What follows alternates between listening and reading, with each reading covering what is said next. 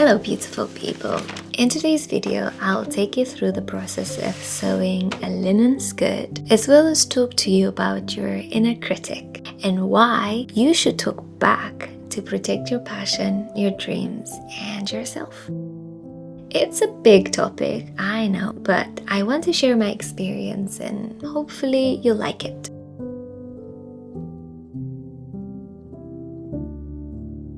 Today I'm sewing the Esme skirt, which I've been wanting to make since the pattern first got released.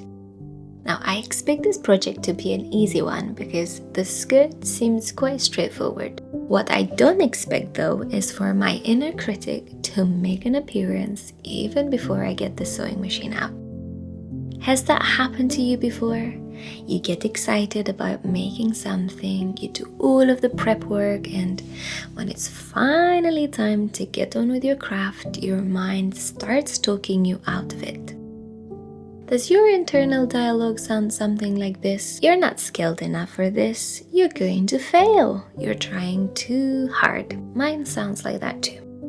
For as long as I can remember, I've had a curiosity for living a creative life, and I've learned that with wanting to express yourself creatively comes a lot of negative self-talk. So my choices have always been either listen to your curiosity or listen to your fear.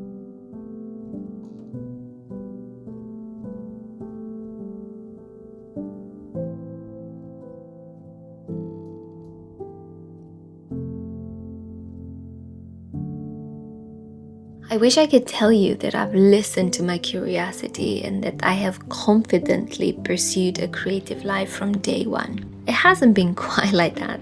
Truth be told, it's been a bit of a mixed bag. Some days I would listen to my curiosity and I would just get on with my craft, and some days I would nod in agreement with the voice that told me I'm not good enough.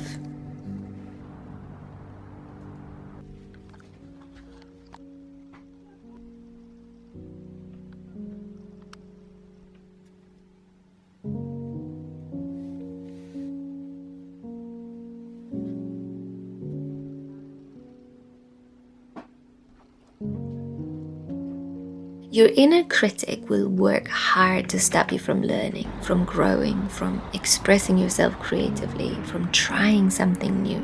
In many ways, that fear that tells you you're not good enough, people will laugh at you, stop trying so hard. That fear is designed to keep you safe. But for a human, playing it safe means being stuck in the same place, and that gets boring really fast. You and I love to learn, love to try new things, love to grow, love to make art and share it with people. That's where true living takes place. And because I've been interested in living the best life I could possibly live, over the years, I've had to learn to defend myself as a creative person. I've had to remind myself and my inner critic that I am serious about living a creative life and that I will never stop creating, no matter how deep my anxieties and insecurities may be.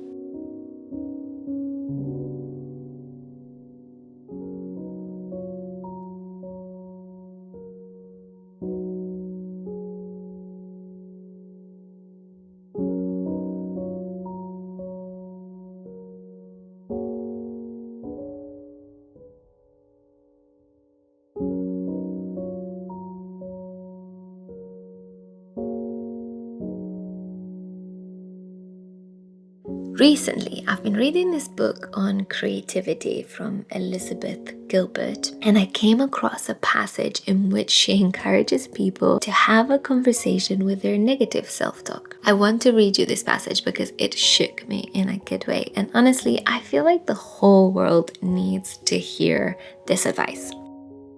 First, she tells you to talk to your inner critic like it's a psychopath.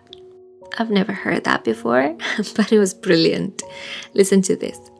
Speak to your darkest and most negative interior voices the way a hostage negotiator speaks to a violent psychopath. Calm, but firmly.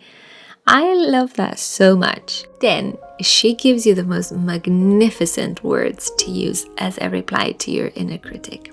I don't think you're ready for it, but here she goes. Who the hell do you think you are? Your darkest interior voices will demand. It's funny you should ask, you can reply. I'll tell you who I am. I am a child of God, just like anyone else. I am a constituent of this universe. I have invisible spirit benefactors who believe in me and who labor alongside of me. The fact that I'm here at all is evidence that I have the right to be here.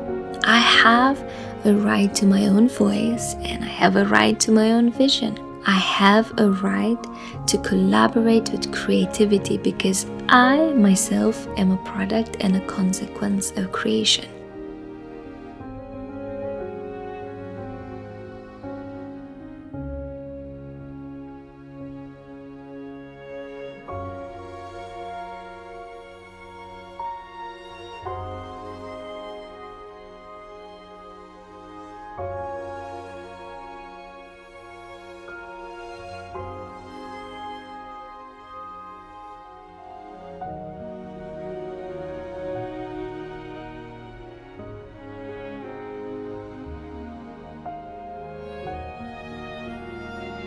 When I first read this passage, I cried because I felt so empowered to continue to stand up for myself again and again. I felt like someone understood what I've been experiencing for a big chunk of my life, and that maybe, just maybe, I wasn't alone in this.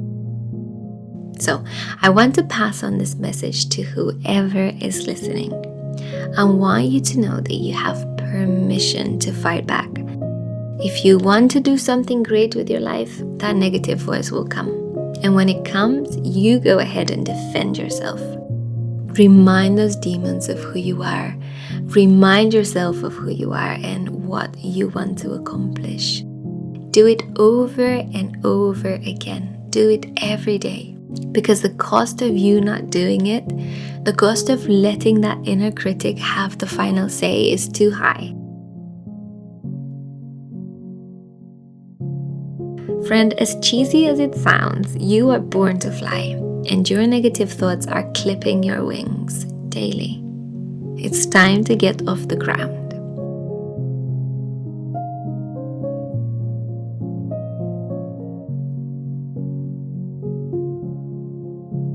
I never told you what my mind was mean to me about when I started this project. It was two things. First, how I was going to look in the skirt, how my body was fat and how my belly was going to stick out, and how there was no point in investing time and effort making a skirt that would make me look ugly. The second thing my mind was mean to me about was making a video with a message. At the time, I didn't know what the message would be, but after posting a video with a message last week, I really felt keen to keep this up. And my mind was very adamant that I wasn't qualified for this, that no one cares, no one would listen, and I should just stop.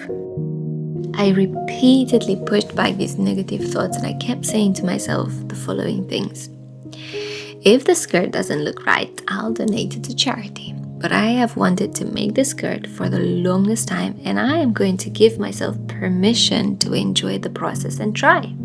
And making videos with a message scares the heebie-jeebies out of me, but there's so much creative growth in it for me that I'd be a fool not to lean into it.